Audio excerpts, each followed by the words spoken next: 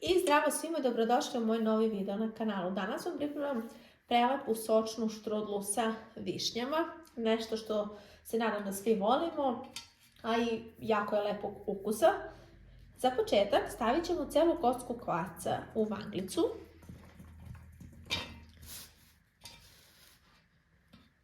Dodat ćemo punu kašiku šećera. Dodajemo 200 ml mlakog mleka. To promešamo.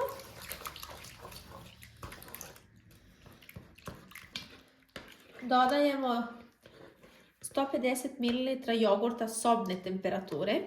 Dakle, nemojte direktno iz frižidera, neka bude sobne temperature. To promešamo. U testo dodamo 2 cela jaja.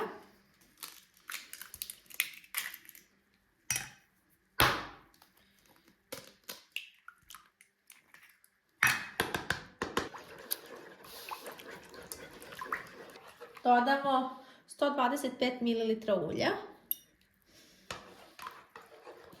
I ostalo je da dodamo brašno. Oko 800 g brašna i dodat ćemo 1 prstohvat soli. I sad ćemo zamesiti testo. I to je sve od namirnica. I bit će nam potrebno 500 g višanja. I 1 kesica pudinga od vanile. Rukom zamesimo testo.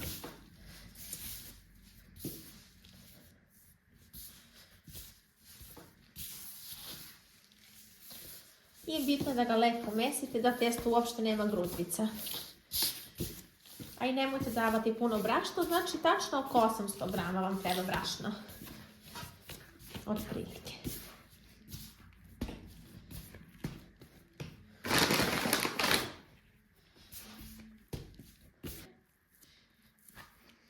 I stavimo ga u vanglicu, pokrićemo krpom i čekamo da lepo se udvostruči. Ovdje sam skuvala višnje, znači od onaj sok što sam iščistila, možda nekih 200 ml vode. Imam 500 g višnje, tako sam skuvala sa 1 kesicom pudinga od vanili. Dobila sam ovakvu smesu. Šećer sam stavila po ukus, ali sam sigurno stavila neke 5-6 kašike. Imamo testo naše, koje nam je naraslo prelepo. Brašno ćemo staviti vrlo malo na površinu, čisto da se ne zalepi neko, ali nemojte preterivati sa brašnom.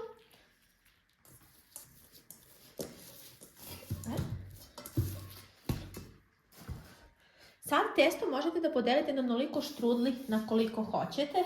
Sad ja ne znam da podelim, ne premešujemo znači ništa testo, ne znam da podelim na 2 ili na 3 štrudle. Mogu na 2.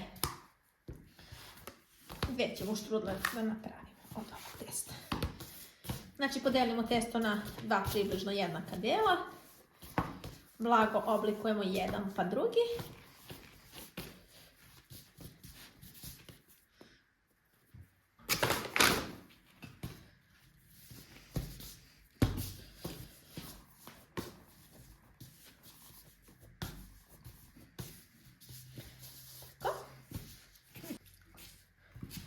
Rastanjimo. Što tanje može. U pravouglavni oblik. Znači razlučite testo što više može u pravouglavni oblik.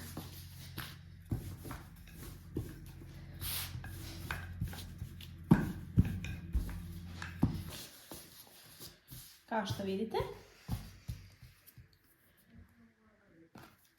I sad uzimamo polovinu fila i premazujemo preko našu koru. Nemojte da idete skroz do kraja. Samo premažite lepo.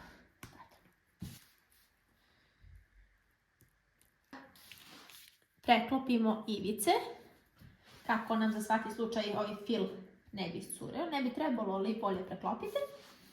I sad samo motamo štrudlu. I ovako povlačite ka sebi kako bi štrudla imala što više krugova. I odmah je prebacujemo na ove krajeve. Stavimo. Tako. Udinamo pleh i prebacujemo štrudlu odmah na pleh. Tako.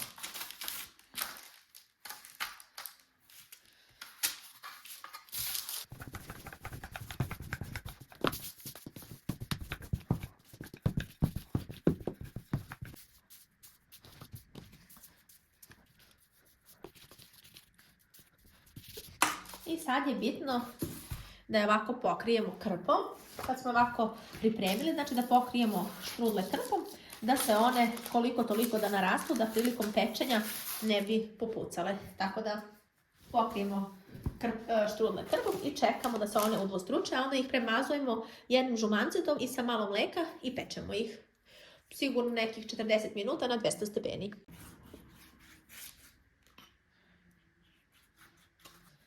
Sad ćemo iseći našu štrudlu.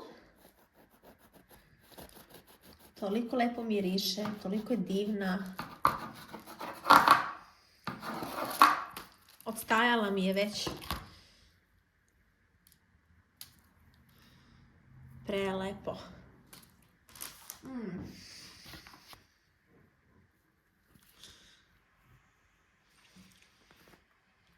Naša štrudlica je gotova.